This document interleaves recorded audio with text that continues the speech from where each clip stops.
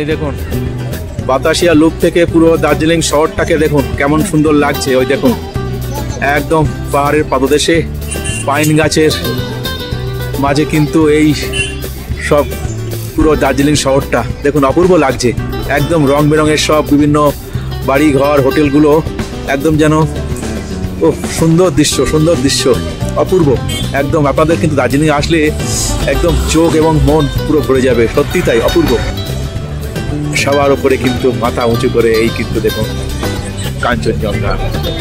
ও ভিউটা দেখুন সত্যি অপূর্ব।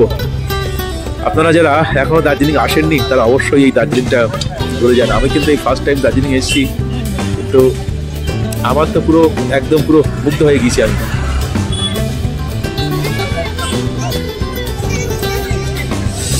এখানে কিন্তু ঘন্টার পর ঘন্টা আপনি কিন্তু এই প্রাকৃতিক দৃশ্য উপভোগ করলেও কিন্তু আপনার কিন্তু কখন যে সময় কেটে যাবে আপনি বুঝতেও পারবেন না।